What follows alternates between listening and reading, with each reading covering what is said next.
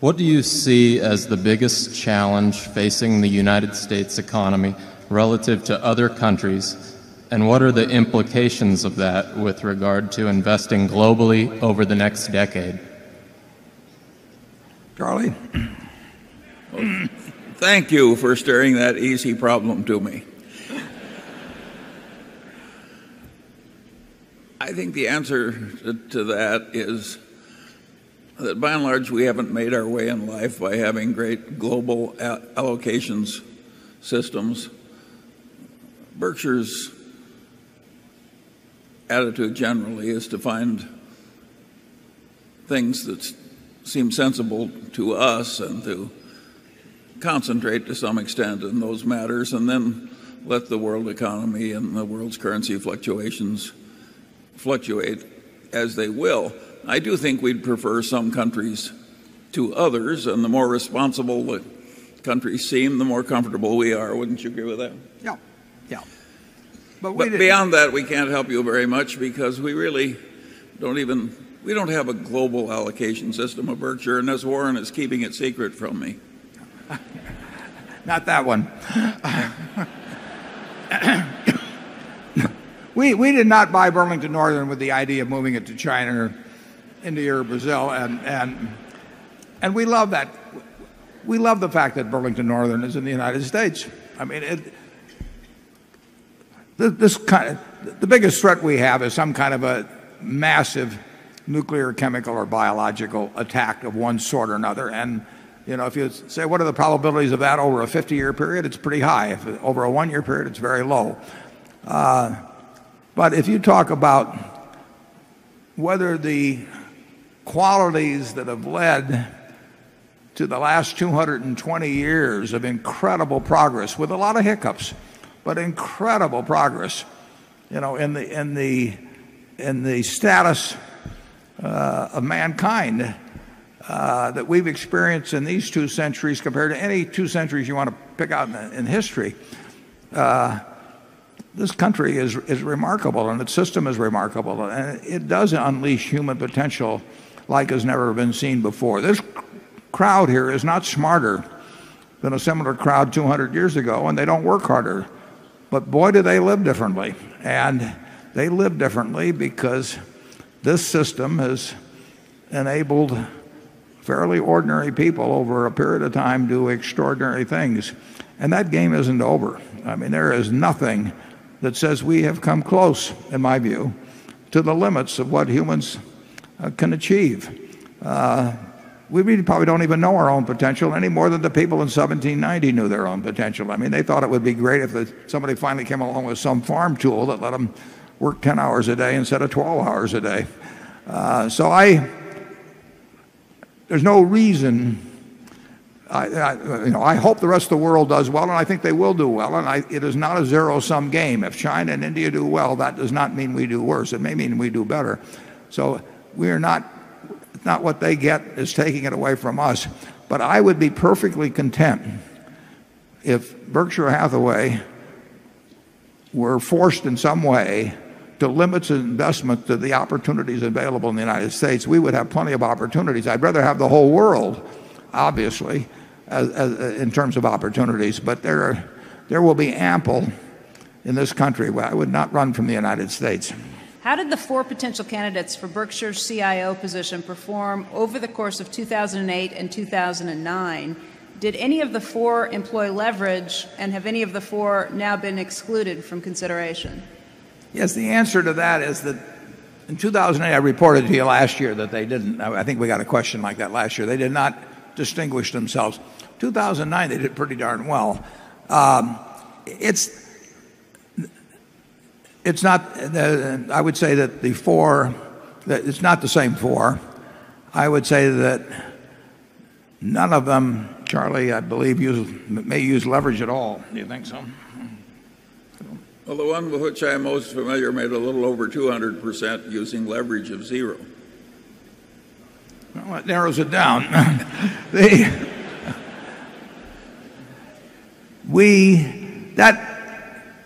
The potential investment people, that list will be subject to more movement around than probably the CEO succession. And it's really far less urgent. If I die tonight, there will be a new CEO in place in Berkshire within 24 hours, and all the directors know who it would be, and they're all comfortable with it. I mean, and there should be somebody in place within 24 hours. The investments, they don't need anything done next week. I can go on vacation on investments, and we could go if we wouldn't do it, or the directors wouldn't do it. I won't be there, but they could wait a month. They could wait 2 months. I mean, the Coca-Cola isn't going to go away. Procter & Gamble's not going to go away. American Express. There's no great need to be doing things day by day. We don't do things day by day. So they can be fairly leisurely in working out, probably in conjunction with the new CEO, who they would like to bring in, how they would like to compensate them, what the number might be. That is not fixed in stone at all. The one thing I can tell you is that there's some very able people who would like very much, I think, to be managing money for Berkshire, and who would do a good job, and who are familiar to at least some of the directors, and that problem would get solved. The CEO problem, which is not a problem, but the CEO question, you want an answer for right now, and you want to be prepared to implement it the next day, although I did just have a physical. Came out fine. Charlie?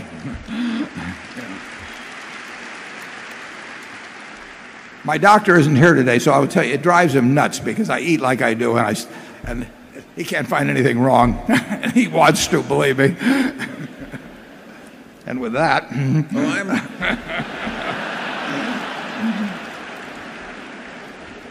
I am not the most optimistic of the two people up here. And yet I'm quite optimistic that the culture of Berkshire will last a long, long time and will outlast greatly the life of the founder. I think it's going to work. I really think, I mean, we shouldn't be getting into superlative, but I think we have as strong a culture, and as distinctive a culture, in terms of managers, ownership, the whole works, of any really large company in the country. And it's taken a long time to develop, but it becomes self-reinforcing after a point. And we love it, and I think they'll love it after I'm gone. Don't clap there. This question comes from Victor and Amy Liu, who are shareholders from Santa Monica, California, and they ask, when you made investments during the financial crisis in February of 2009, why did you lean towards debt instruments rather than equity? For example, why did you invest $300 million in Harley-Davidson at 15% interest instead of buying equity when the shares were at $12? Today, they're at $33.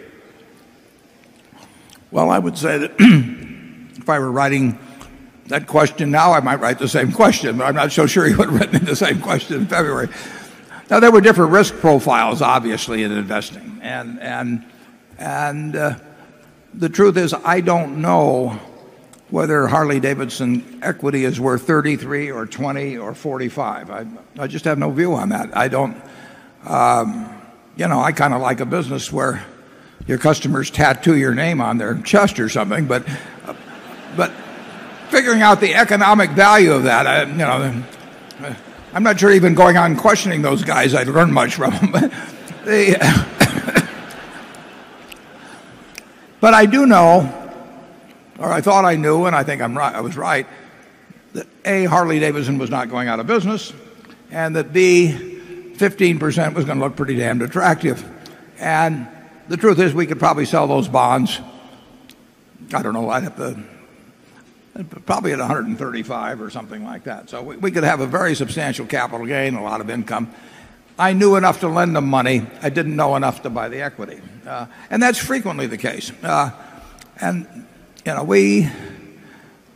We love buying equities, but we love buying the Goldman preferred at 10%. Now, let's say Goldman, instead of offering me 10% preferred and warrants had said you can have a 12% preferred non-callable. I might have taken that one instead. I mean, the callable, there's a trade-off involved in all these securities. And obviously, if I think I can make very good money, as we did on the Harley-Davidson, with a very simple decision, just a question of are they going to go broke or not, as opposed to a tougher decision, is the motorcycle market going to get diminished significantly, and are their margins going to get squeezed somewhat, and all of that.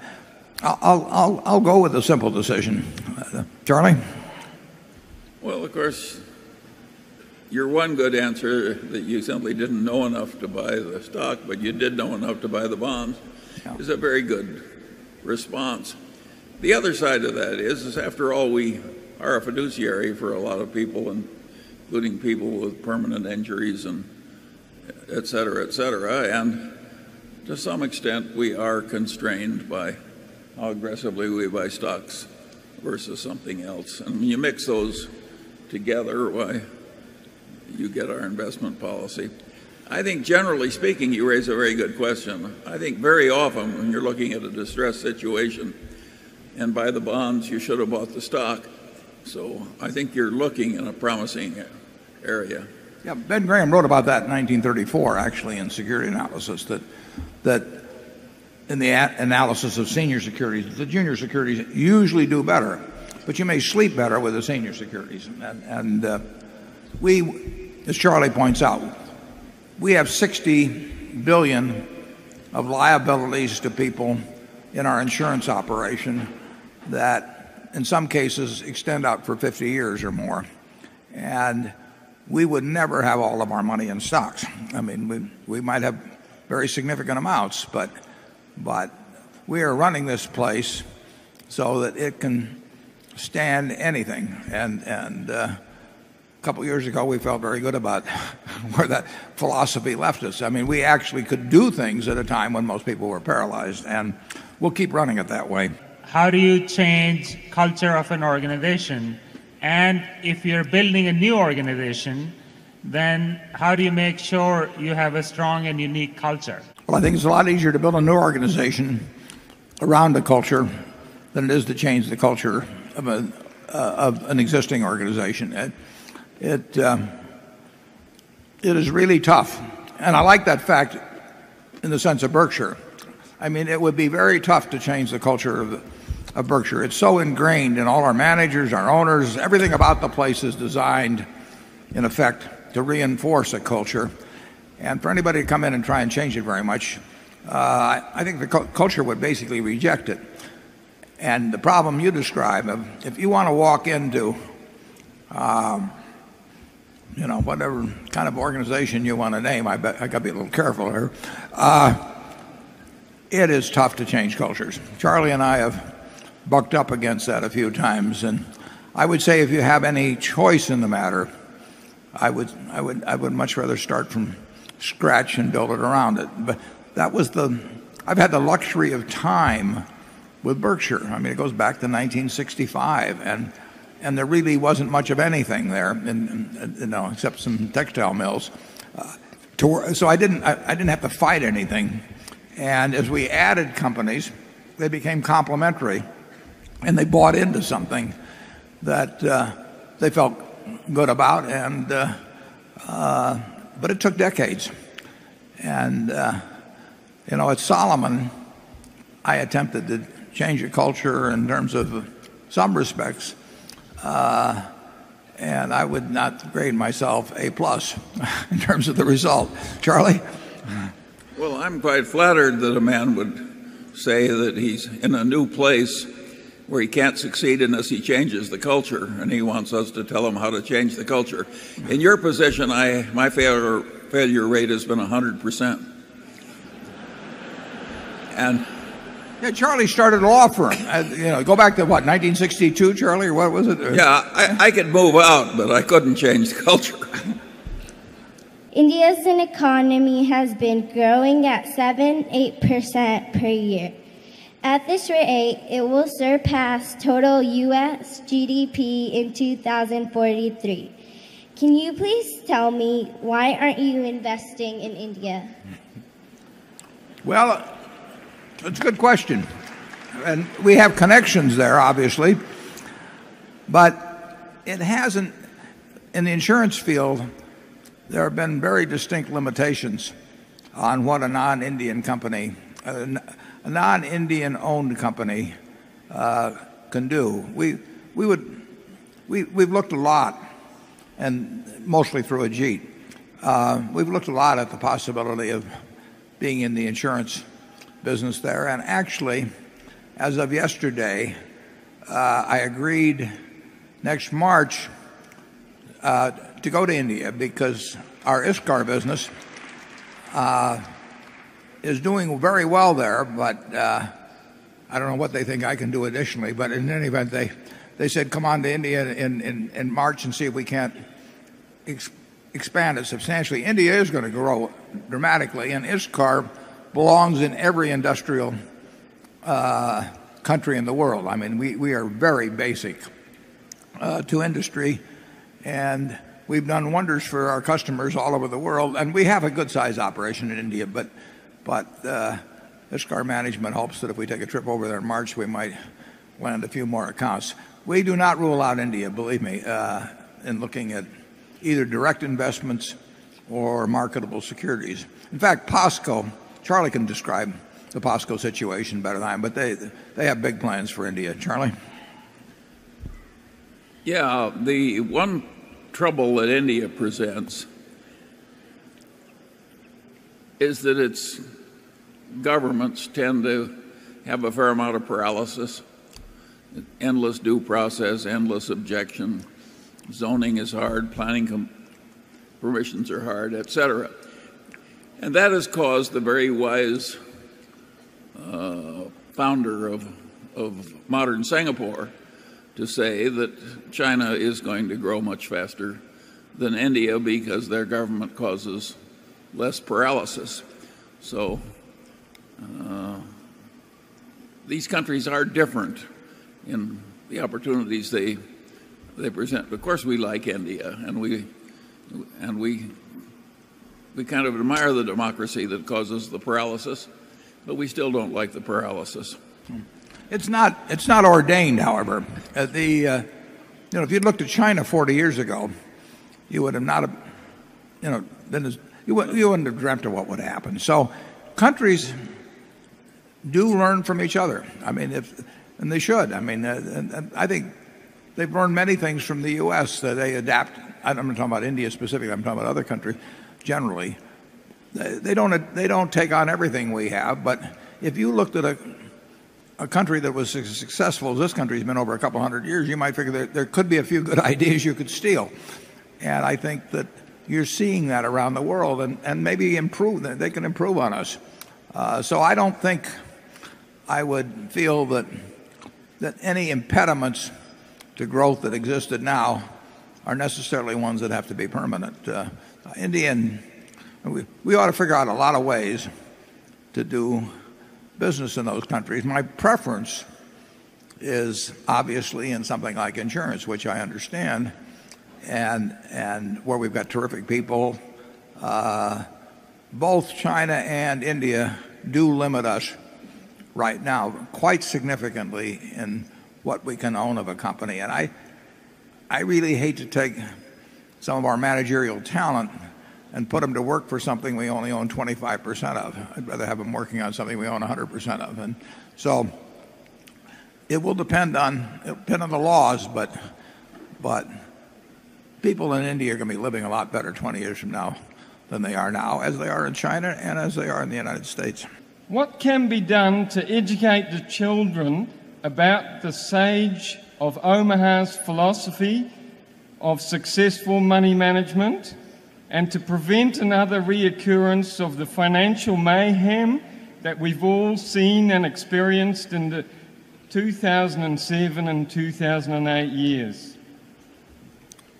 We will see financial mayhem, as you put it, from time to time. I hope we reduce it. I hope we reduce the magnitude, etc. But people do crazy things, and it's not a function of IQ, and sometimes it's not a function of education. In fact, I would argue that some of the problems, and not a small part of what's occurred in the last 30 years has been because of what became the prevailing conventional wisdom in the leading business schools. So I'm not particularly positive about modifying the madness of mankind from time to time. The first part, though, however, is the kind of thing in our movie.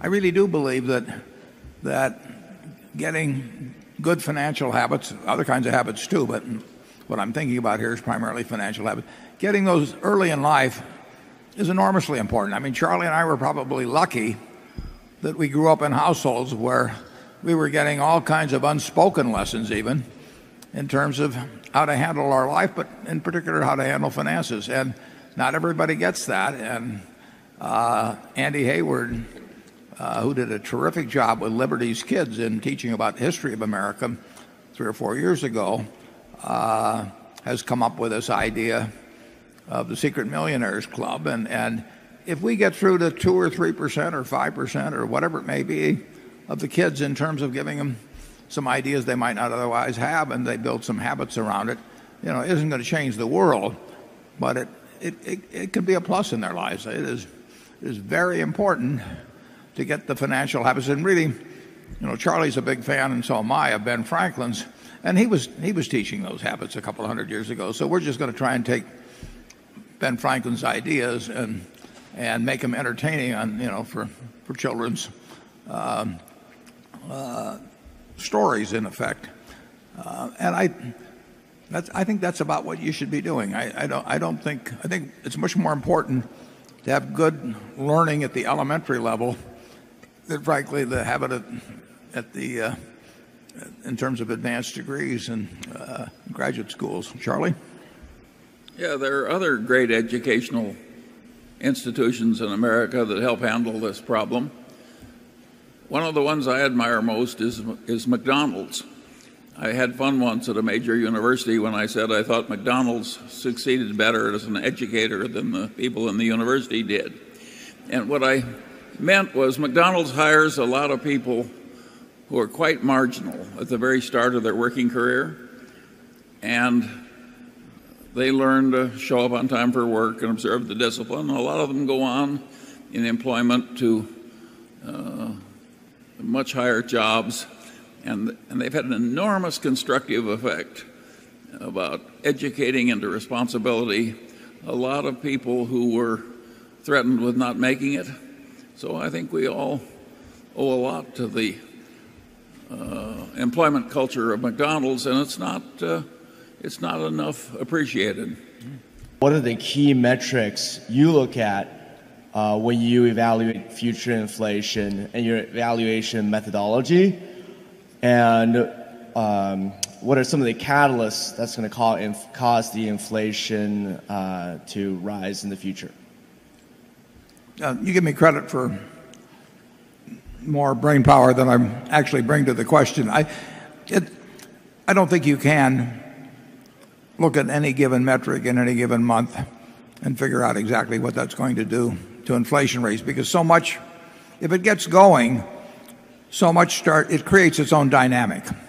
And we saw that in the late 1970s and early 1980s until Volcker came along with a sledgehammer to the economy. But we had people running from money at that time, and of course we got the prime rate up to 21 and a fraction percent, and we got governments up to very close to 15%. So we had a little demonstration project 30 years ago in this country of what happens when people get fearful about money. And if we were to continue the policies we have now, I would think a rerun of that, could be fairly likely. But trend is not destiny. We have the power to do things, and Congress has the power, and that's why I wrote that op-ed piece a year ago to sort of flash a yellow light. We have the power to control our future, and we do it through elected representatives. I will just go back to the conclusion that, based on what I see happening, American people, government around the world, I think currencies are a poorer bet than they have been for some time, but I have no idea what that means in terms of rates of inflation, and I hope I'm wrong on it. I would say if inflation ever really gets in the saddle, that it gets very unpredictable as to how fast it can accelerate and how faith in institutions can break down. A lot of bad things could happen with it. Charlie? Yeah, the best defense, of course, is to contribute as much as you can to the civilization and expect to counter inflation's effects by your. That's the safest antidote. The idea that just by outsmarting other people you can somehow profit from the inflation is a much more dangerous course of action. Yeah. Your money can be inflated away, but your talent can't be inflated away. If you're the best brain surgeon in Omaha or the best painter or whatever it may be, you will always command your share of the resources around you. And whether the currency is seashells or $10 million notes or whatever it may be, talent is a terrific asset to deal with any kind of a monetary situation. But Charlie and I have to fall back on money. Carol? If you became aware of unethical or illegal activities at a Berkshire Hathaway-owned company, would you directly and personally intervene? Sure. We have to jump in. We have a hotline, which I think was a very good invention of, it wasn't an invention, but a good policy embodied in Sarbanes-Oxley. And, that's been a plus to us. I get letters directly sometimes. So I want to hear about problems. I hope somebody else has heard about them first and already gotten them solved. But if they don't get solved someplace else, I want to hear about them. And we have an internal audit function, which is important at Berkshire. And anything that comes in, when somebody calls in on the complaint line and says the guy who works next to me has bad breath, I tend to skip over those. But if anything comes in that relates to alleged bad behavior, it's going to get investigated at Berkshire, and it does.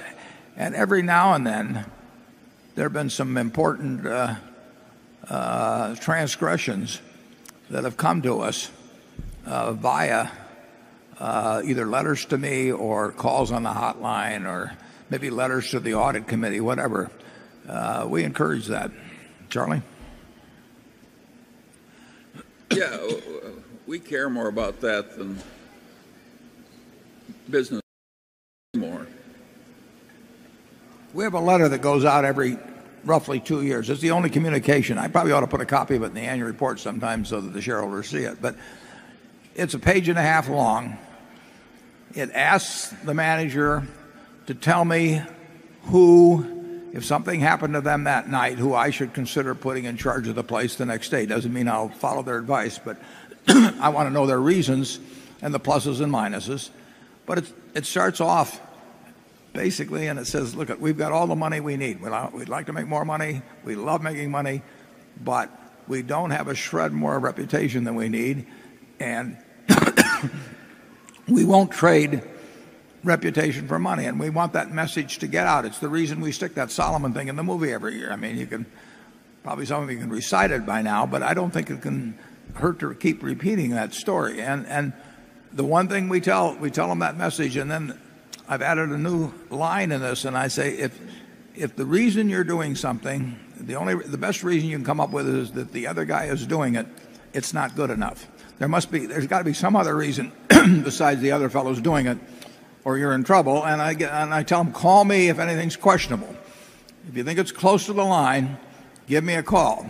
By saying that, nobody gives me a call because they know that the very fact that they think it's that close to the line probably tells them it's over the line. But I want to hear about stuff. We can cure any problem if we hear about it soon enough and take action soon enough. But if it's allowed to fester out someplace and people cover it up, and sometimes they have, then we got a problem. And we will have more of that in the future. There's no getting around it. If you have 260,000 people there's going to be some things going on. I just hope we hear about them fast.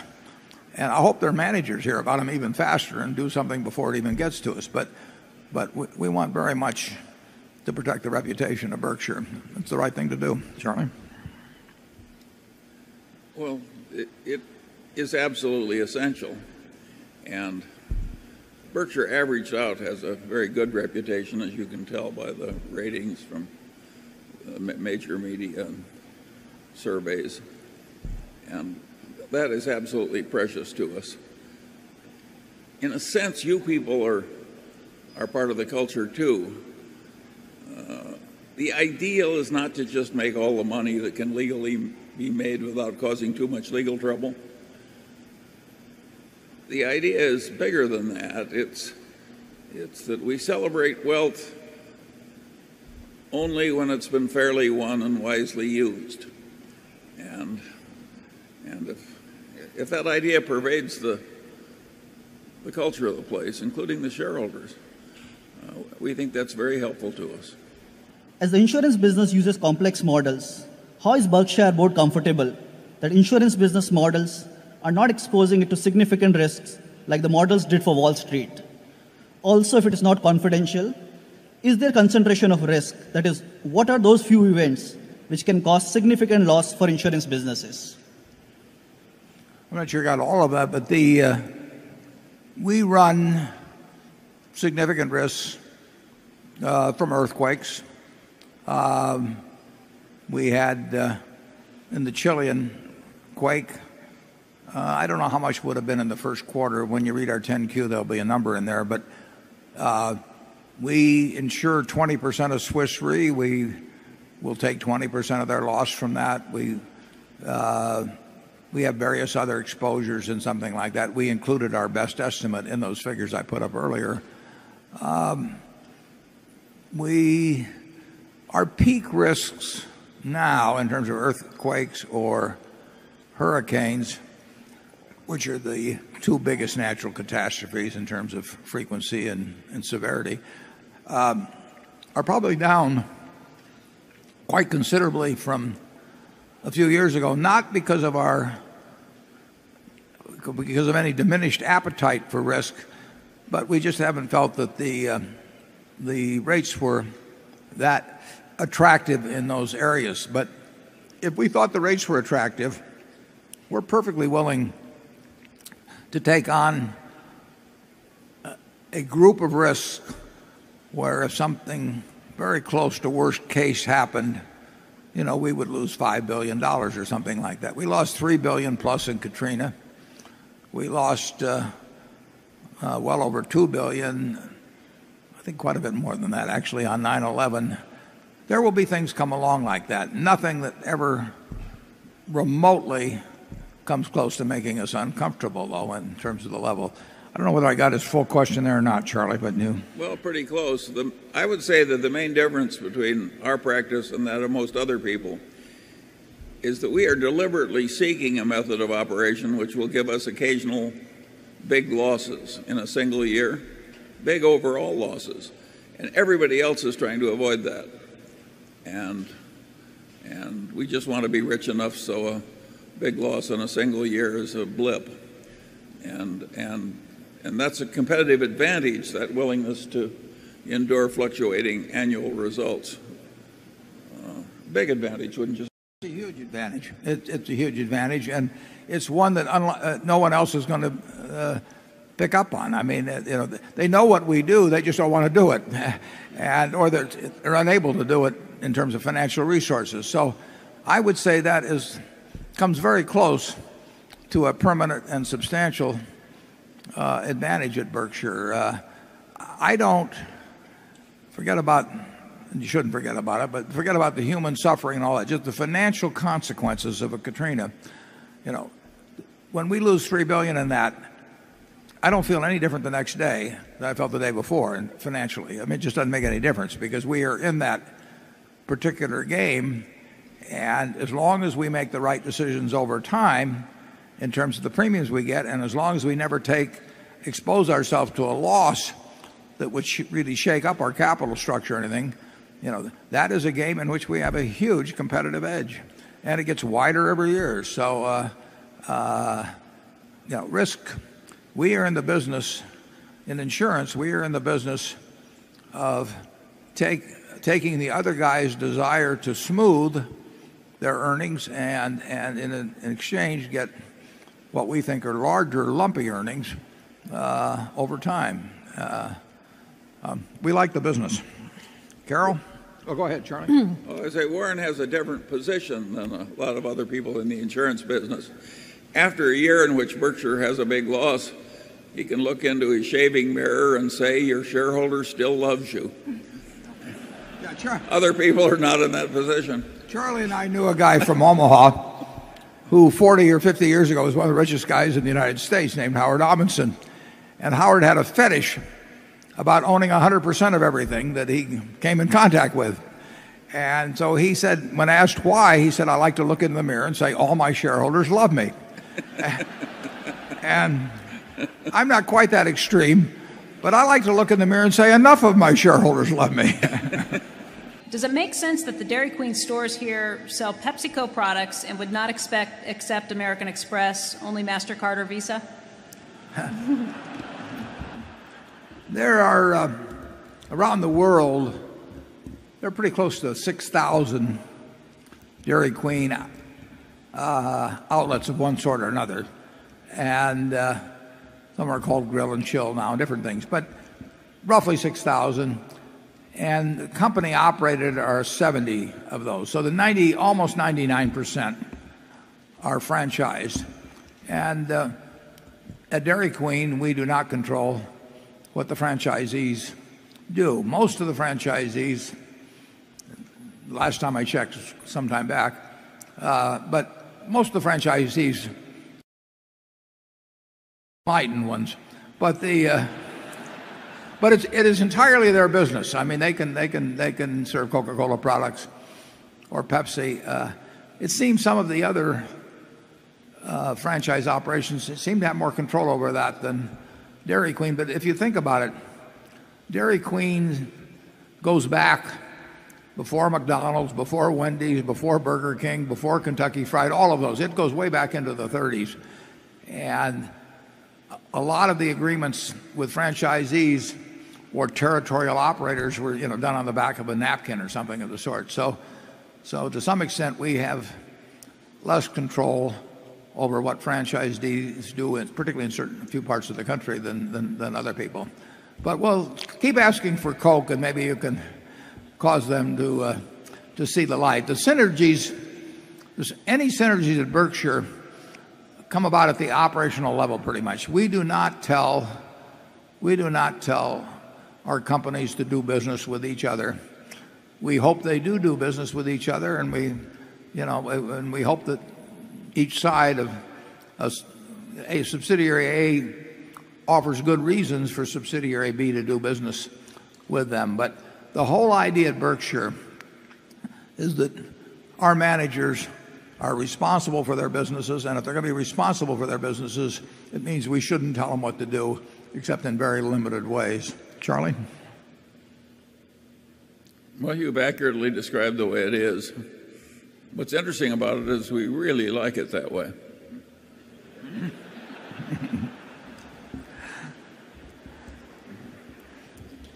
It's a lot less work. Yeah.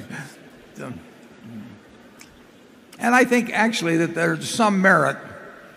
Sometimes people work better together if it's their decision to work together than if you tell them to work together. It goes beyond that. Warren and I would like it that way if we were in the subsidiaries. There's no doubt about that. Yeah, we'd probably leave if it wasn't that way. Yeah. Why hasn't Berkshire made any progress in the car insurance business in China or India or even Europe? As BYD has shown, these markets are exploding in automobile sales, so aren't they ripe for the picking? No, we've known for a long time there's no shortage of drivers around the world. That there may be a lot of business in the United States, there's a whole lot of business elsewhere.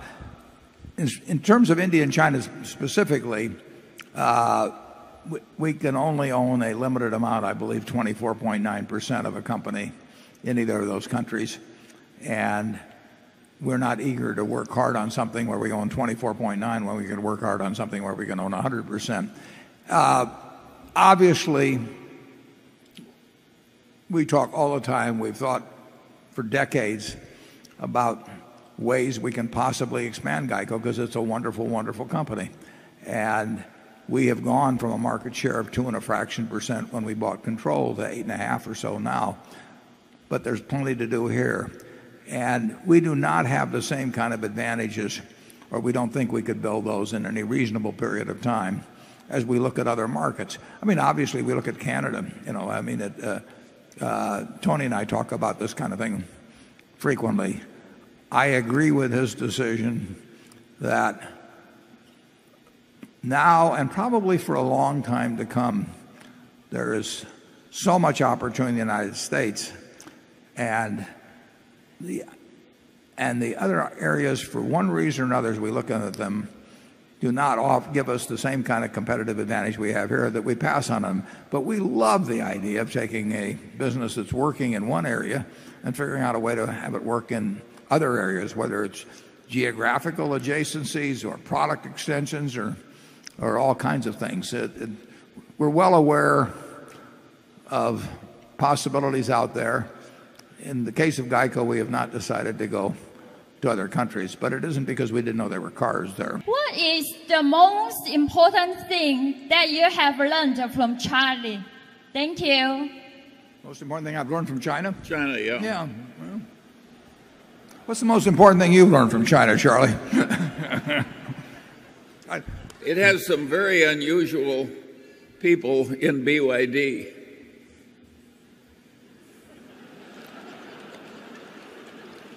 I've learned no other lesson is as important as that one.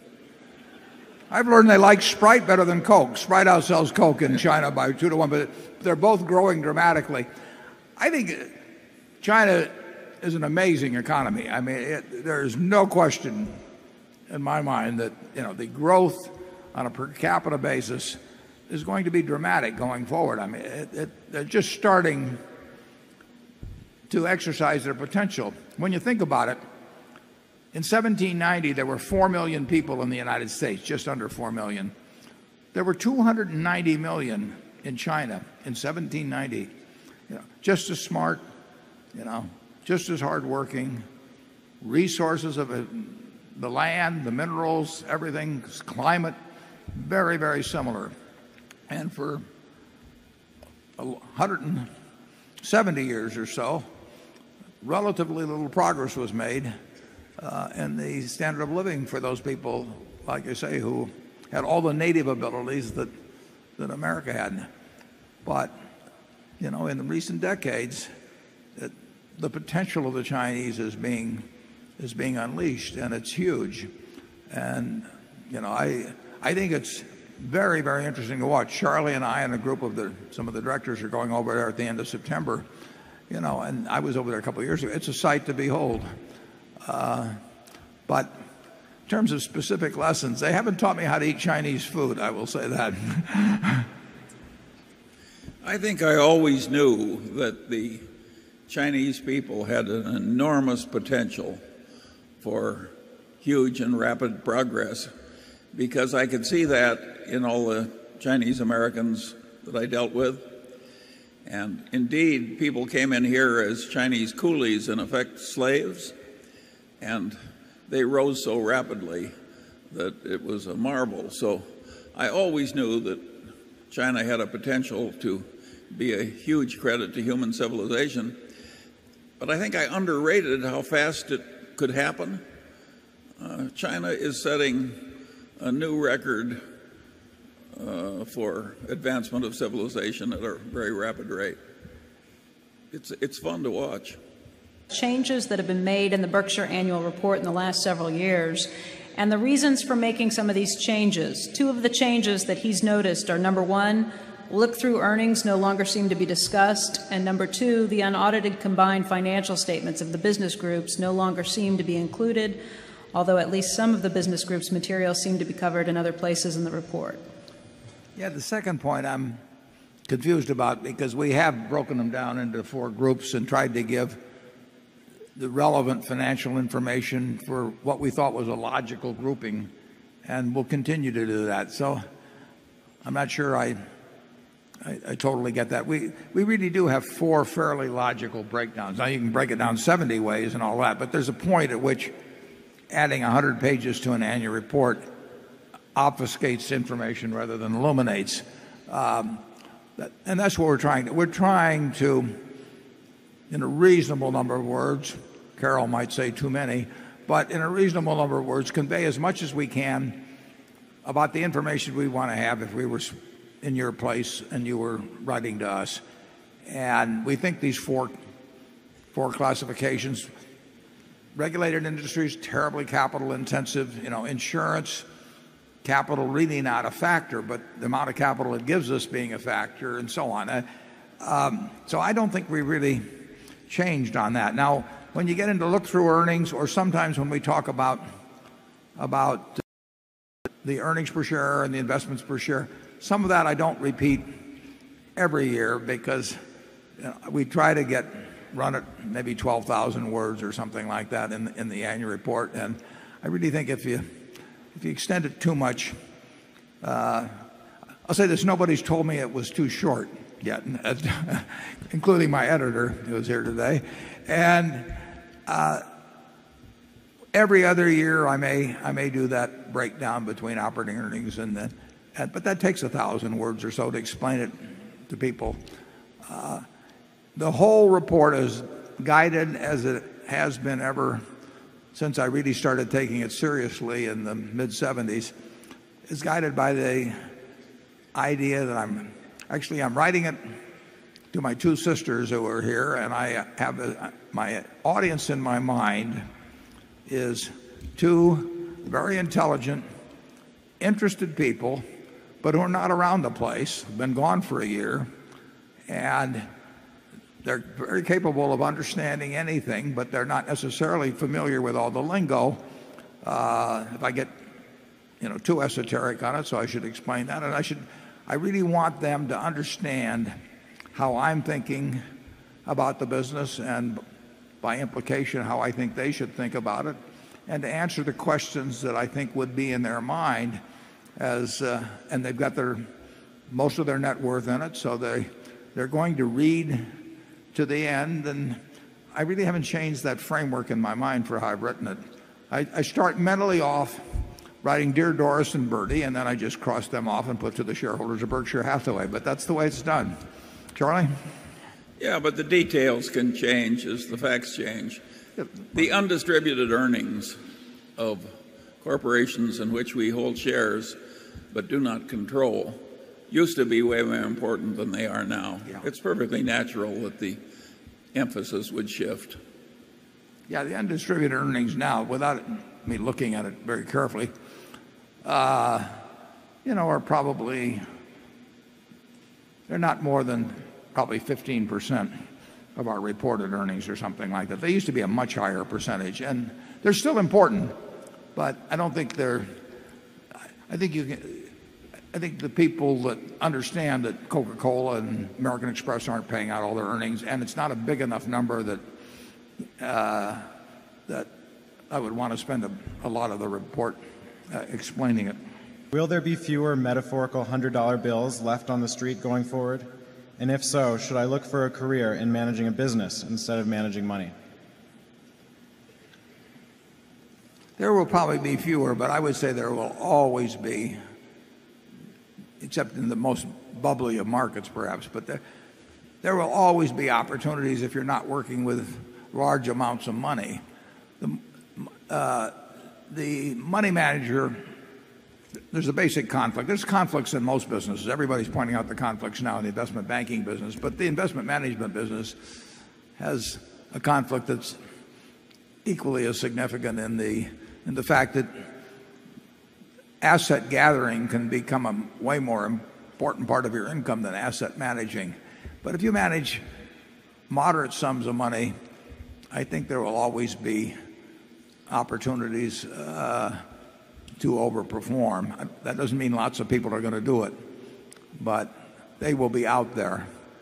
And it might have been easier many years ago when there were fewer people looking and not as much information was available on the internet and all that. But people still make the same mistakes, and they still get, well, I'll give you an illustration. Charlie has a company called the Daily Journal Company, and the Daily Journal Company has a bunch of cash, and it sat there with cash, and it sat there with cash, and I own 100 shares, which is all he'll let me own, and I got their annual report here a while back, and in their fiscal year of 2009, they never bought stocks before that I'd seen, and all of a sudden they bought $15 million worth of stocks, and they were worth $45 million. So by sitting around for a while, but waiting until things got really ridiculous in certain cases, he put $15 million out that became $45 million within probably a 6-month period or so. So opportunities come around. You have to be prepared to grab them when they come, and you can't do it with the kind of money. I mean, you can't get the extraordinary things with the kind of money that we're running. With moderate amounts of money, I think there will always be opportunities. Charlie's going to tell you something more pessimistic now, probably. Well, yes, one piece of advice that Warren frequently gives, and it's particularly useful to those going into money management: take the high road. It's far less crowded.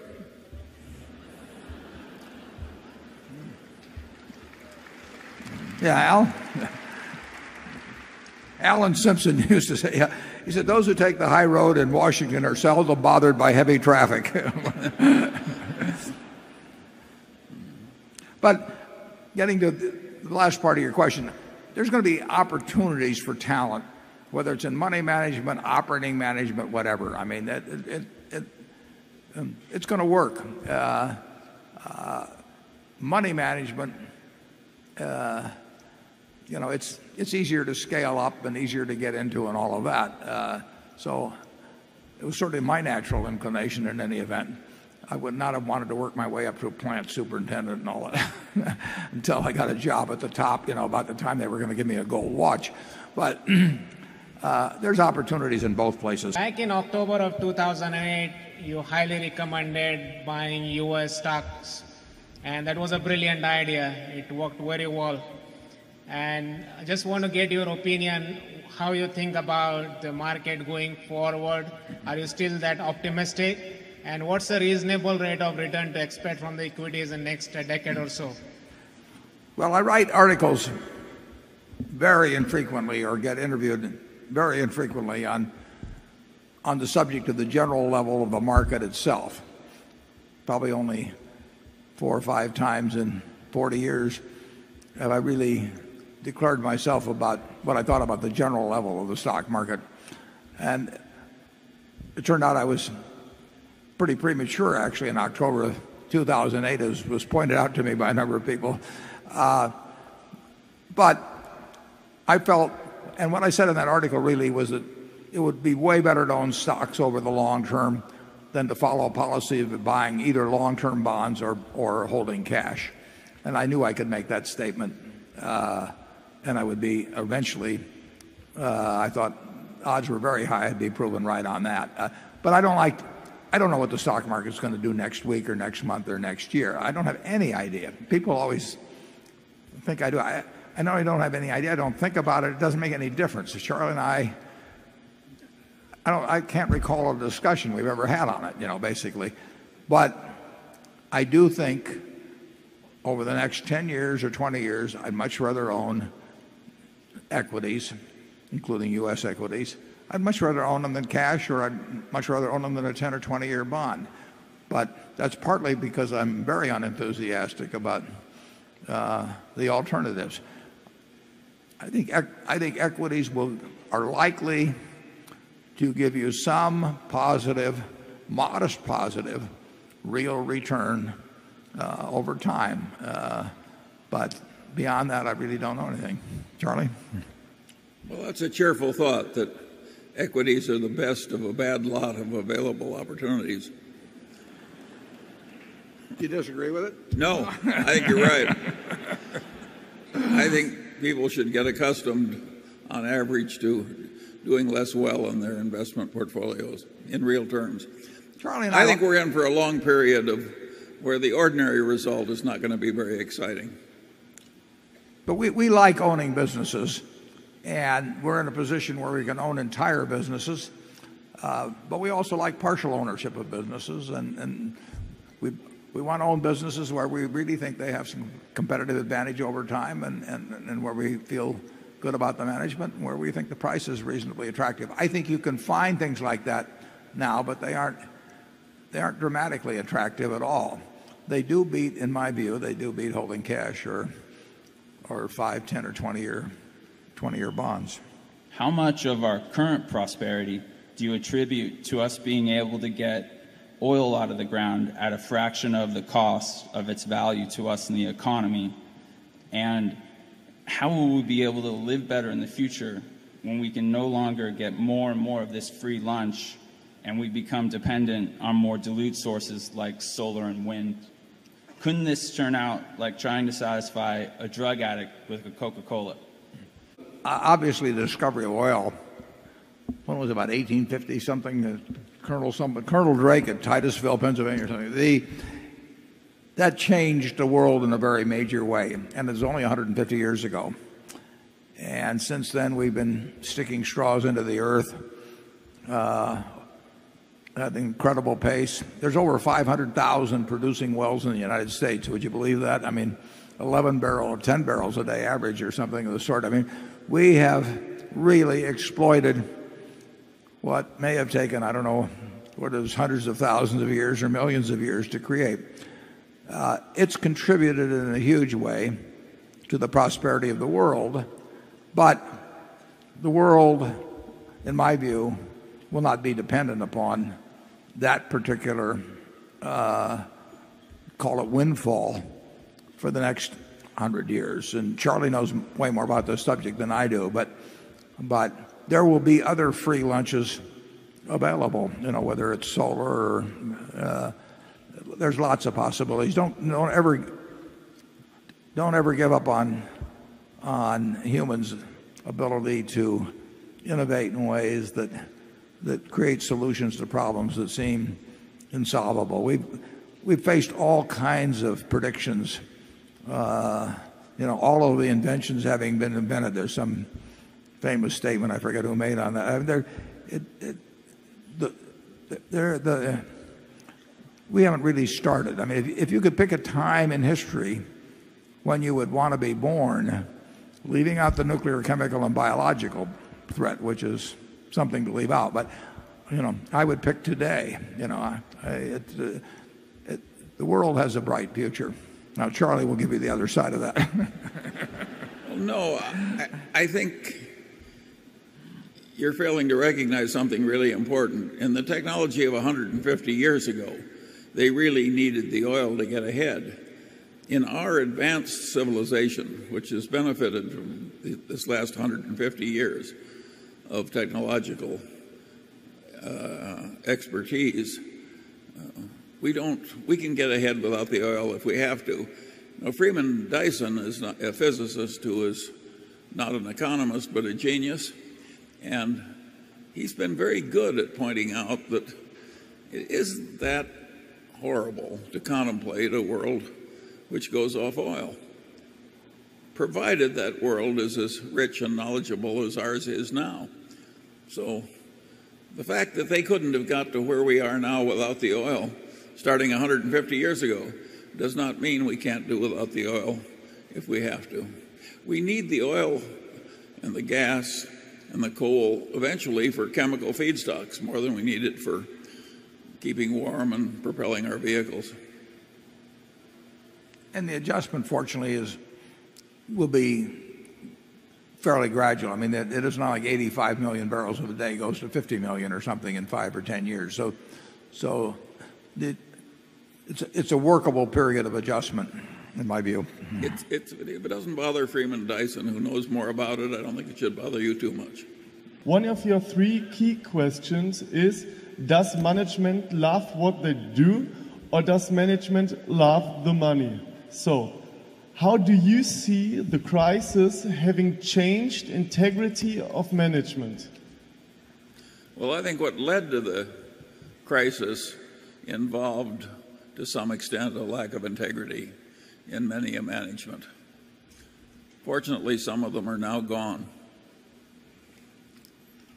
So integrity is very important. It's the safest way to make money also. There's an occasional perfect knave who succeeds pretty well with money, but that kind of success reminds me of what Pope Urban said about Cardinal Richelieu. He said, if there is a God, Cardinal Richelieu has much to answer for. But if there is no God, he's done rather well. And too many people want to be like Pope Urban's view of Cardinal Richelieu. And the integrity is important. It's terribly important. And of course, everybody mouths the integrity even when it's lacking. So it's difficult to be sure that professing integrity is the same as having it. The everyone else is doing it is the toughest thing. I think. Yeah. You had this classic example in about 1993, roughly. You know, the Accounting Standards Board came out and says what was obvious to everybody all along was that stock options were actually expensed, and that expenses, for some reason or another, belonged on the income statement. And corporate America fought back like you cannot believe. I mean, it was like World War III had broken out in terms of armies of CEOs marching on Washington. So the Accounting Standards Board backed off. Senate voted 88-9 to tell them that, what the hell did the Accounting Standards Board know about accounting, and that the Senate would tell them what accounting was all about. When the Accounting Standards Board backed off, they said, we'll now say that you can do it one of two ways. Number one is preferred, which was to expense. Number two was acceptable, but not preferred. Of the Standard & Poor's 500 companies, 498 chose number two, the non-preferred way. 2 took the preferred method. And I talked to a number of people in that 498 that I would trust to be a trustee of my will. I'd love to have them as a next door neighbor. They could marry my daughter. But in the end, they said, I can't do it if the other guy isn't doing it. It was a variation on I'm doing it because the other guy is doing it. They basically said, I'll be penalizing my shareholders if I report less in the way of earnings than I can report. And all the other guys are doing it that way, and I understand your point. And the situational ethics problem is huge. It gave you earlier that illustration of how rare it is to find, if you carry it out to tenths of a cent, a 4 in reported earnings quarterly. That's not accidental, but if you talk to the people that played games to get that 4 up to 5, they would say, well, everybody else is doing it. Your own statistics prove that. And that is it is a tough problem to deal with. We try to create as few situations in Berkshire as we can that would induce such behavior. I don't have the managers submit budgets to me. There is no Berkshire budget. They can use them in their own operations. Some do and some don't. Many do. A great many do. But if they submit them to me, and the temptation becomes, if they're not quite making it and they think I'm looking at that all the time, the temptation becomes to fudge in some way. And very few would do it. But the more that thought the other ones were doing it, the more that would do it. It's just human behavior. And you want to kind of create a structure that minimizes the weaknesses in human behavior. And I think Berkshire's about as good a place at that as any, although I'm sure we're not perfect at it. Charlie? Yeah, what's really interesting on this issue is that so much of the bad behavior does not come from malevolence or overweening greed or anything like that. It comes from subconscious poor cognition that justifies a lot of behavior that's really not justifiable if it's better understood. And that happens to practically everybody. And the cure is very difficult. The best cure is to have a system where the people who are making the decisions bear the consequences. And that's why the system that Wall Street created, where nobody really owned the mortgages, they just passed them rapidly to somebody else at a profit. And so nobody felt any responsibility that the mortgages be any good. Systems like that at a basic level are irresponsible systems. And it's deeply immoral to create irresponsible systems like that. But the people who create them don't realize they're being immoral. They think those systems are wonderful. Who do you see apologizing for the behavior you now find so regrettable in our recent mess? There are very few apologies, you'll note. People think they did fine. I have read an enormous amount about past market declines and the opportunities they presented to investors. The last 2 years have seemed to me, a 43-year-old investor, a real opportunity. Yet in the thick of the action, I was too scared because I felt the market decline, while severe, was not necessarily sufficient to match the risks of global financial meltdown. So my question is, given that we are possibly not totally out of the woods, how did the two of you assess this latest buying opportunity against the previous opportunities of your life? It's not the greatest one. We've seen a few that scream at us, and we've seen a few periods of overvaluation that scream at us. And 90% of the time, we're somewhere in between, and we don't know exactly where we are in between. The business of being scared, I don't know what you do about that. If you're of that, if you have a temperament that when others are fearful, you're going to get scared yourself. You are not going to make a lot of money in securities over time in all probability. People really, if they didn't look at quotations, but of course the whole world is urging them to look at quotations, and more than that, do something based on small changes in quotations. But if you didn't, think how much more rational, we've talked about it before, but think how much more rational investing in a farm is than the way many people buy stocks. If you buy a farm, do you get a quote next week? Do you get a quote next month? If you buy an apartment house, do you get a quote next week or month? No, you look at the apartment house or the farm and you say, I expected it to produce so many bushels of soybeans and corn, and if it does that, it meets my expectations. But they buy a stock and they think if it goes up, it's wonderful, and if it goes down, it's bad. We think just the opposite. When it goes down, we love it because we'll buy more, and if it goes up, it kills us to buy more. Ben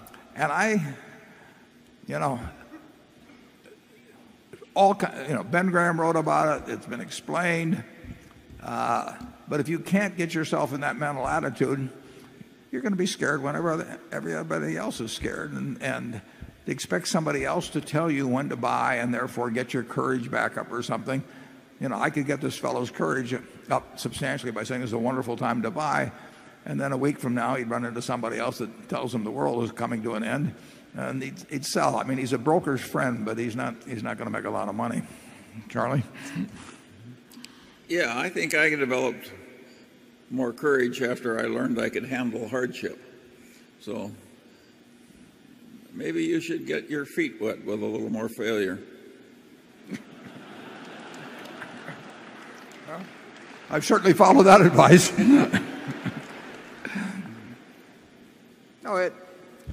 Some people really do not have apparently they don't have the temperament or emotional stability or whatever it may be to invest in securities. They'd be much better off if there were no quotations at all. And Keynes talked about that some in the past too.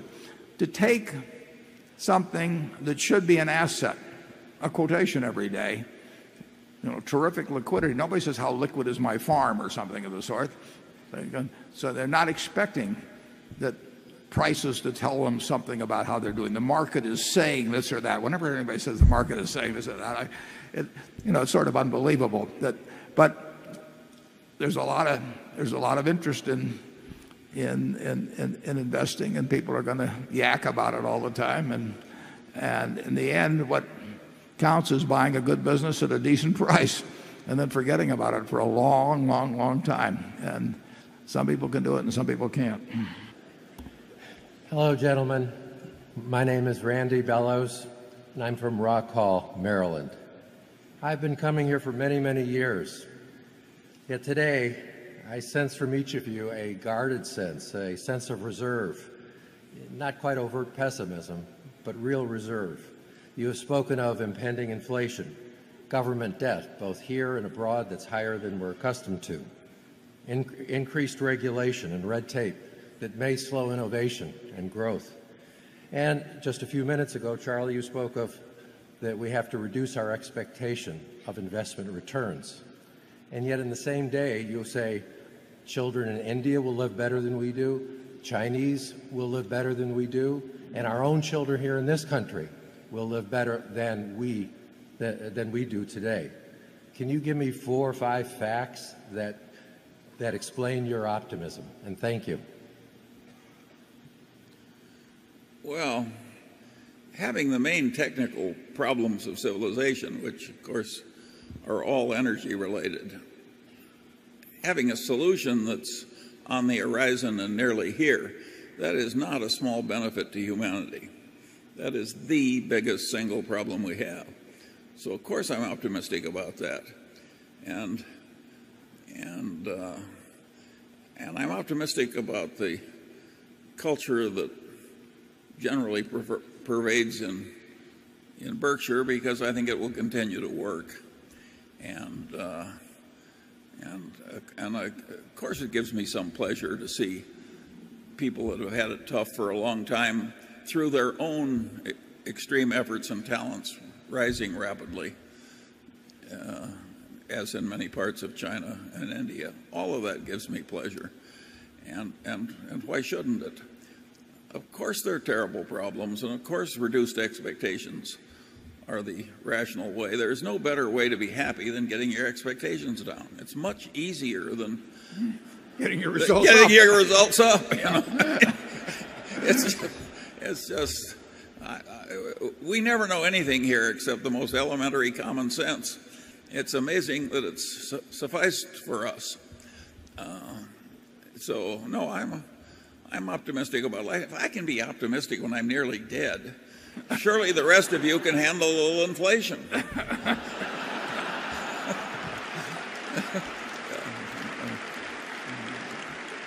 This question comes from Myard Shields, and I want to say in advance that I'm not thrilled asking this question, and you'll see why. The question is, the American public almost certainly benefits from Mr. Buffett's increasing media exposure. But is it the best use of your time for Berkshire's shareholders? Probably not. I do a lot of things that aren't the best use of my time for Berkshire shareholders. I play bridge on the internet 12 hours a week. You know, I mean, and I'm not sitting there thinking by improving my bridge skills is going to do wonders for Berkshire. No, I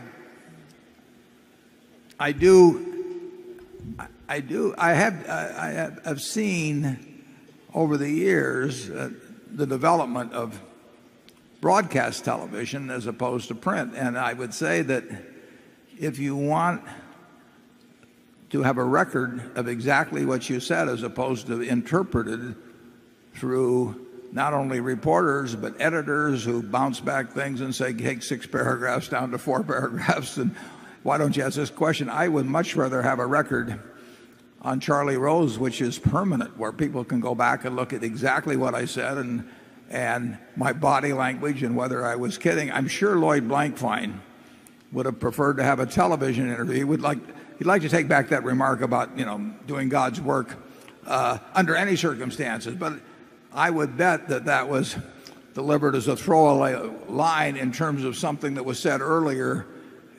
You know, clearly he did not mean that in a literal sense, but he's gotten killed in the media because somebody elected to treat it halfway seriously and then other people to fit other stories play it that way. I like the idea, whether it's, you know, in terms of CNBC keeping a record of it or Charlie Rose keeping a record of it, of being judged by my own words rather than somebody writing a few paragraphs trying to summarize some views. So and that requires being on television instead of having people essentially take a 1-hour interview, often just shopping for a single quote that fits their storyline, and having that somehow become representative of what I think. So the clearer I can be about what I think, whether writing my own annual report or whether being in broadcast, the better I feel about the accuracy of the reporting. And I figured that out a few years ago, so that's the direction I go now. And whether it's the best use of the time, it works fine. I'll tell you one story on that. You even have to be a little careful about broadcast. After we made the Burlington deal, Charlie Rose, who may be here, did an interview with me, and we taped it on a Friday morning. And we did the tape. We had a good time doing it. And during the tape, there was a little section on it showing great railroad scenes. And one had Cary Grant and Grace Kelly, and another one had Marilyn Monroe and Some Like It Hot. And then it showed a bunch of the kind of things we had about railroads in our movie this morning. And when we got all through that, he asked me some question. And just to give a flip answer, but it did tie in with what I just seen, I said, well, I would have paid more for the Burlington if they'd thrown in Grace Kelly and Marilyn Monroe. Well, this taped interview ran 1 hour and 6 minutes. So when they ran the tape that night, they had to take out 6 minutes, and they took out these railroad scenes that showed Grace Kelly and Marilyn Monroe. So to anybody that viewed this thing, it looked like I was spending my time there fantasizing about these while Charlie was talking to me. So even television isn't safe. Berkshire has, in my opinion, the best and most loyal shareholders of any publicly traded company or mutual fund. How do you attract and retain a shareholder base, particularly when many of the same behavioral tendencies that produce mispriced securities also produced fleet-footed shareholders? The interesting thing about marketable securities is that basically anybody can buy them. I mean, you might elect to join somebody in buying a McDonald's franchise or a farm or an apartment house or something. But if you're running a public company, you can have anybody from Osama bin Laden, to the Pope as your shareholder. I mean, they elect you don't elect them; they elect you.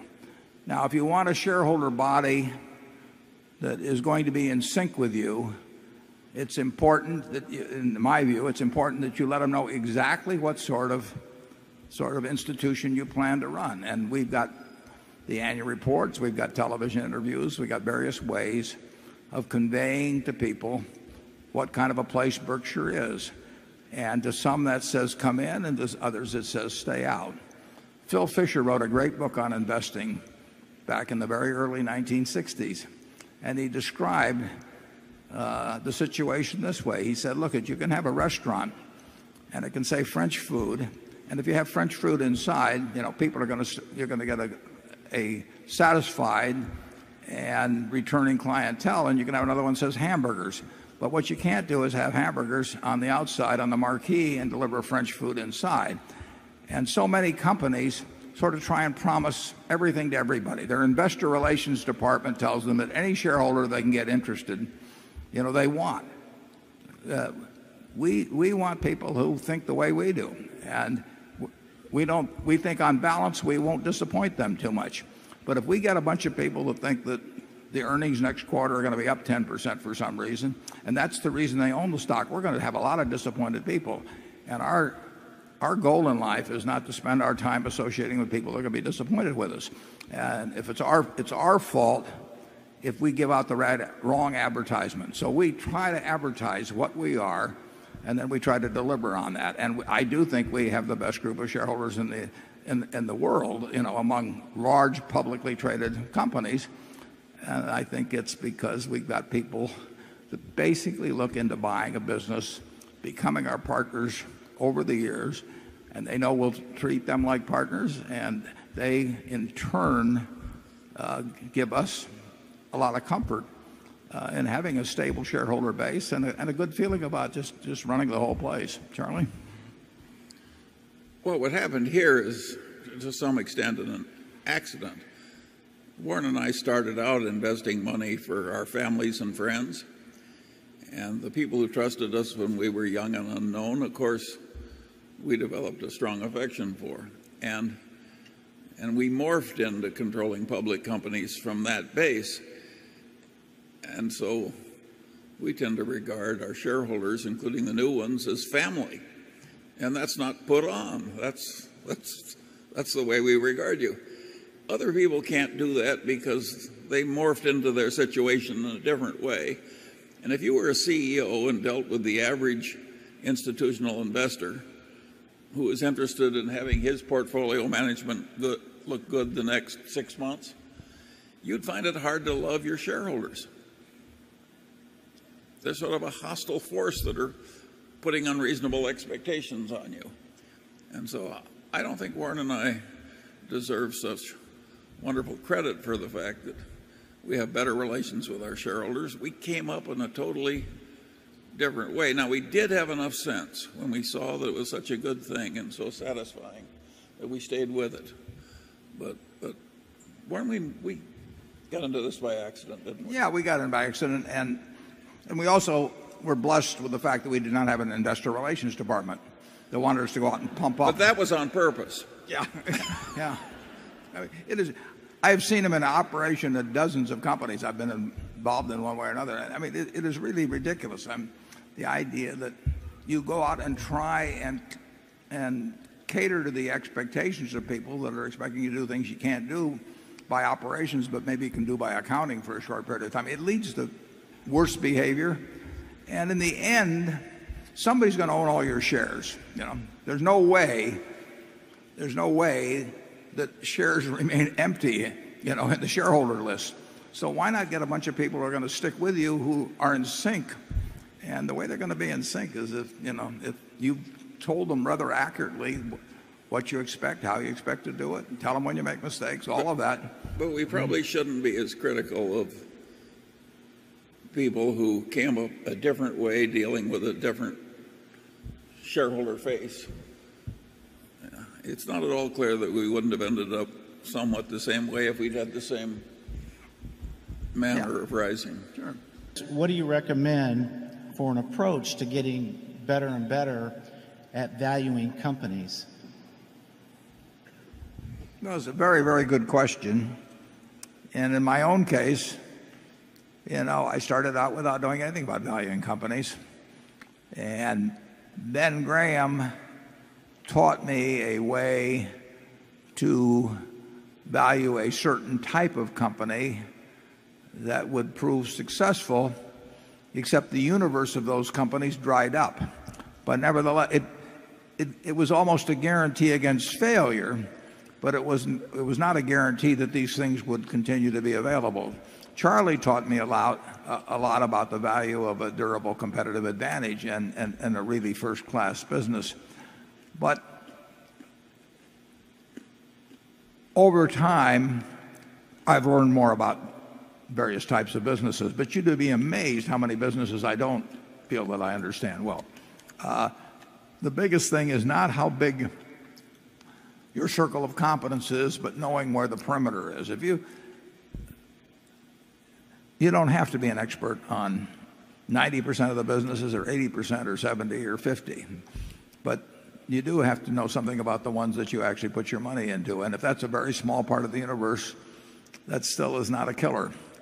And I think if you think about what you would pay for a McDonald's stand, what you think you would pay for, think about the businesses in your own hometown of Talafi.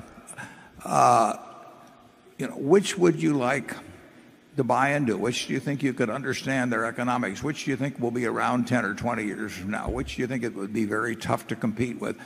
Just keep asking yourself questions about businesses. Talk with other people about them. You will extend your knowledge over time. And always remember that margin of safety. And I think you basically have the right attitude because you recognize your limitations, and that's enormously important in this business. You will find things to do. 6 or 7 years ago, maybe not that long, 6 or 7 years ago, when I was looking at Korean stocks, for example, I never had any idea that Korean stocks would be something that I would be buying. But I looked over there and I could see that there were a number of businesses that met the margin of safety test. And there I diversified because I didn't know that much about any specific one. But I knew that a package of 20 was going to work out very well, even if a crook might run one of them and a couple of might run into competition I didn't anticipate because they were so cheap. And that was sort of the old Graham approach. You will find opportunities from time to time, and the beauty of it is you don't have to find very many of them. Charlie? Well, obviously, if you want to get good at something which is competitive, you have to think about it a lot and learn a lot and practice doing it a lot.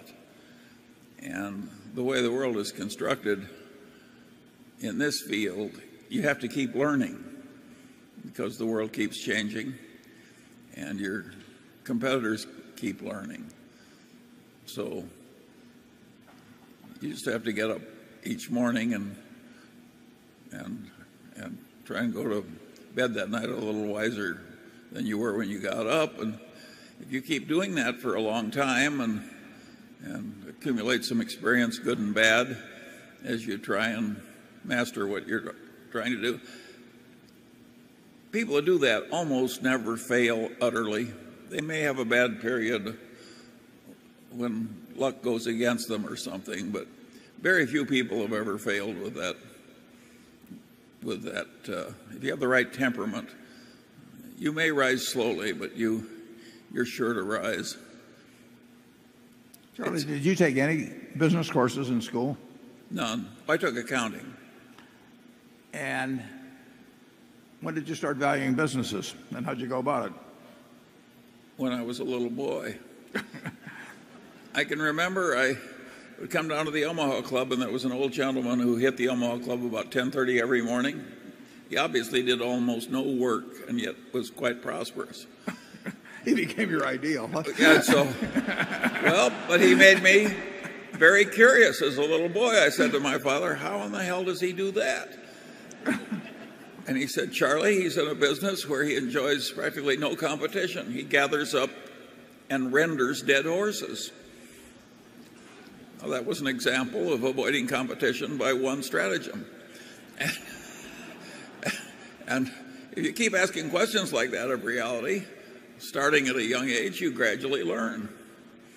And Warren, you were doing the same thing. Well, yeah, thankfully he went beyond his original insight there. But I noticed, it was rather interesting, if you take the rulers of the businesses when I was a little boy, an awful lot of those businesses in Omaha, a lot of those businesses went broke. A lot of them sold out at modest prices under distress. And some of the people who rose, like Kiewit from small beginnings, nobody thought of as the great glories of that early time. And I think that's kind of the way life is. It's hard to get anywhere near the top, and it's hard to hold any position once you've attained it. And but I think you could predict that Kiewit was likely to win. They cared more about doing it right. They cared more about avoiding trouble. They put more discipline on themselves. Well, if you knew the individual well, you would have bet, right? What? If you knew the individual, Pete himself. I would not have bet on any of the people I knew who were already wealthy, but I would have bet on Pete Kiewit. His sister taught me math, and no, half Dutch, half German. This is a tough culture. And I was just automatically doing that. What was working? What was failing? Why was it working? Why was it failing?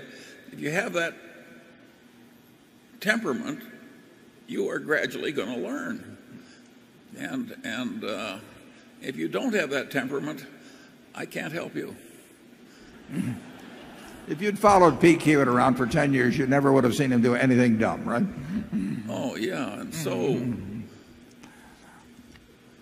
it's avoiding the dumb thing. You really don't have to be brilliant, but you have to avoid just sort of what almost seem the obvious mistakes.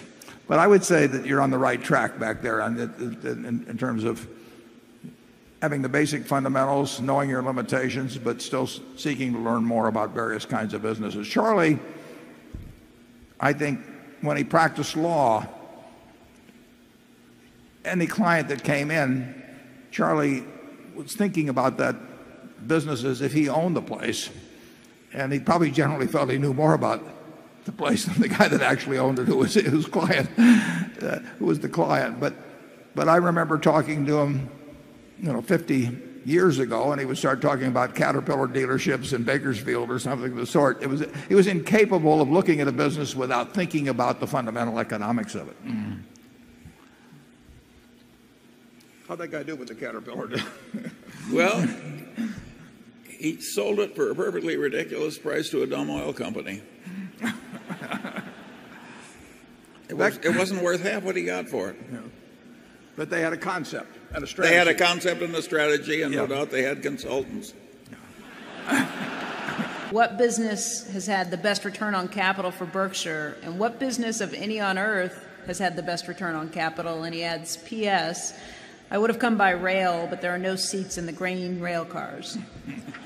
There's two ways of looking at it. If you talk about the capital necessary to run the business as opposed to what we might have paid for the business. I mean, if we buy a wonderful business, you could run the Coca-Cola company, assuming you had the bottling system separate. You could run it with no capital.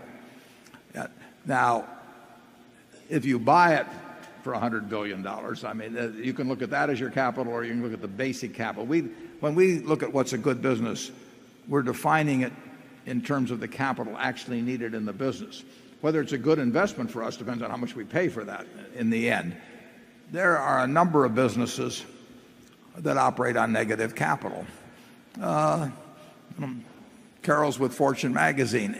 Any of the great magazines and operate with negative capital. I mean, the subscribers pay in advance. There are no fixed assets to speak of, and the receivables are not that much. The inventory is nothing. So a magazine business, my guess is that People magazine operates, or Sports Illustrated operate with negative capital, and particularly People makes a lot of money. So there are certain businesses. Well, we had a company called Blue Chip Stamps that where we got the float ahead of time and operated with really substantial negative capital. But there are a lot of great businesses that need very, very little capital. Apple doesn't need that much capital. The best ones, of course, are the ones that get very large while needing no capital. See's is a wonderful business, needs very little capital, but we can't get people eating 10 pounds of boxed chocolates every day. Except here. We want to. Generally, the great consumer businesses need relatively little capital. The businesses where people pay you in advance, magazine subscriptions being a case, insurance being a case, you're using your customers' capital, and we like those kind of businesses, but of course so does the rest of the world, so they can become very competitive in buying them. We have a business, for example, that's run wonderfully by Kathy Barron-Tamraz, called Business Wire. Business Wire does not require a lot of capital. It has receivables and everything, but it is a service-type business. And many of the service-type businesses and consumer-type businesses require little capital. And when they get to be successful, they can really be something. Charlie? I've got nothing to add, but at any rate, the formula never changes. If you could own one business in the world, what would it be, Charlie?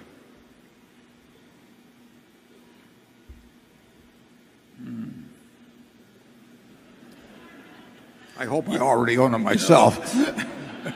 You and I got in trouble by addressing such a subject many decades ago. That's right. And I don't think I'll come back to it. Okay.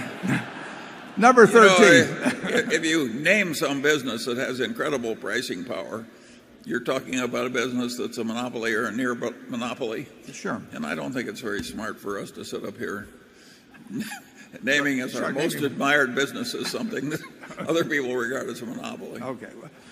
I'd like to ask about Berkshire's growth, specifically your acquisition outlook and appetite. Has the phone been ringing? The phone doesn't ring very often at Berkshire.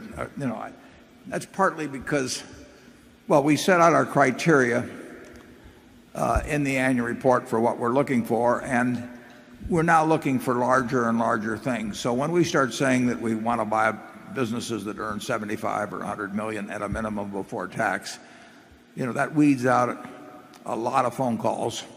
And I would say that if we get a couple of 3 or 4 serious phone calls a year that sort of meet our criteria that look like they might be a possibility, that's a good year. I like that. I don't think there's been any major change in the frequency that something comes along that might interest us. The answer is, in terms of being interested, we're as interested as ever. I mean, we wrote a big check and issued shares in the connection with BNSF, but I would love it if Monday morning my phone rings with some big deal. We'll figure out a way to do it. Charlie? Yeah, it's amazing to me that we have been as successful as we have been in buying desirable places. And it's human revulsion that has helped us, because many of the people who sell to us are so smart that they're revolted by almost everything else. They don't want to sell into some fee-driven buying system that doesn't care about their employees or their business. They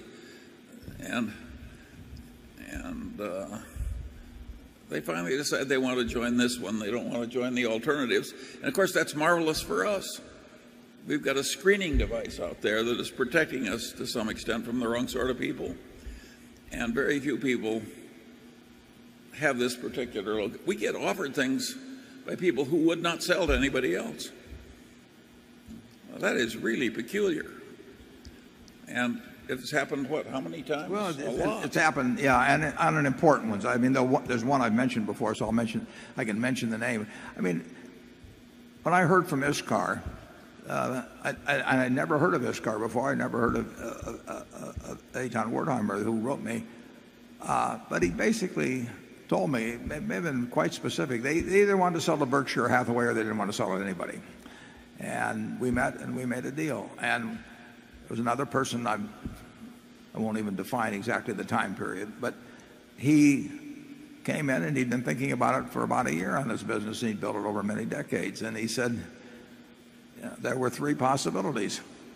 One was to sell it to a competitor, and he said they would have ideas immediately about all the people they could take out of his place and move the headquarters and everything, and they would dismantle something that he'd spent 30 years or so building, and he decided that he didn't want to do that, even though it was probably worth more to a competitor, because that's often the case, than to anybody else. And then he looked at selling to a leveraged buyout firm that now would call itself a private equity firm, and he decided he did not want his place being basically a piece of meat that would be resold in not that many years. He really wanted to find a permanent home. So he said, when I come to you, I don't come to you because you're so damned attractive. He said, you're the only guy left. And we bought the business. That happens from time to time, and it's accidental. It's when something happens in someone's life that they decide they really want to assure a permanent home. It may be because a family isn't getting along. It may be, a half a dozen reasons. Maybe somebody wants to monetize it because they want to give away a lot of money.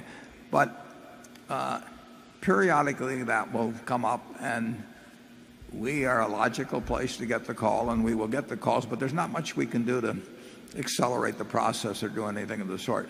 We are ready to act when it happens. I mean, if I get a call and it's a $10 billion deal on Monday, and I like it, I will say yes. I mean, and I'll figure out how we do it. Yeah, I don't think it's over. It may be, in fact, it will be slower than it was in the early days, but that's not so bad considering how much richer we all are than we were then. Aristotle, when asked how to define wealth, answered simply this: it is he who spends less than he earns. What advice could you give a young entrepreneur as myself on how to go about defining and both building wealth within their own business, as I hope to build a business that one day you'd be interested in acquiring? I predict you're going to build one. You know, it may not quite get to the size that we're a moving target as well, but if you start off with that principle you just enunciated, there are probably some other similar principles that you'll have that we would also agree with. There's nothing like following your passion. I mean, I love what I do, obviously, and I've loved it the whole time I've done it. Charlie is the same way. We have managers, you know, they come. Some of them went to business school, some of them didn't. You know, they're all types, but the common factor in them, and they're successful. The common factor is they love what they do.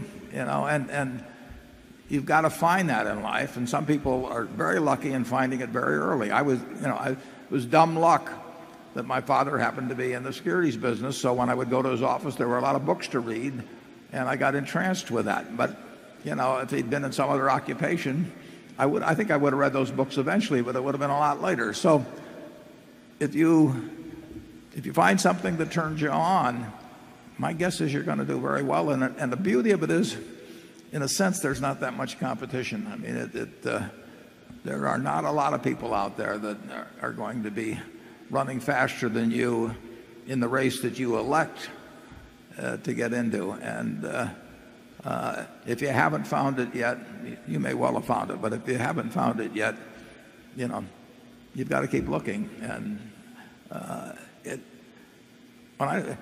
we've got 70 plus managers. You know, some of them didn't. We had one guy that didn't go to high school even, didn't they, Charlie? Rosner?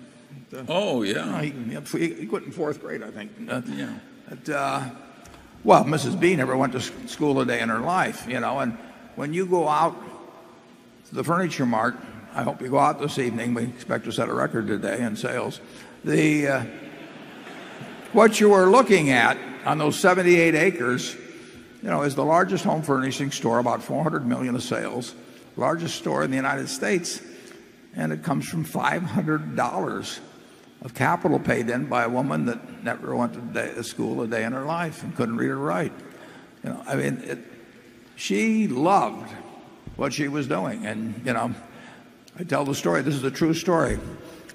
When she was well into her 90s, she invited me over to her house for dinner. That was very unusual. And a very nice house, 6 or 7 blocks away from the store. And I went into the house, and the sofa, the chairs, the lamp, the dining room table, they all had little green price tags hanging down at them. It made her feel at home. And I said to her, Mrs. B, you are my kind of woman, yeah? Forget Sophia Loren and all the rest. I mean, this is my kind of woman. She loved it, you know, and she loved it all her life. And just think of what that produced. I mean, it's incredible. I mean, you know, one time my dad used to quote Emerson that the power that lies within you is new in nature, you know, and basically the power that was within Mrs. B was new in nature, and just over a lifetime it produced amazing things. So find your passion, and then don't let anything stop you.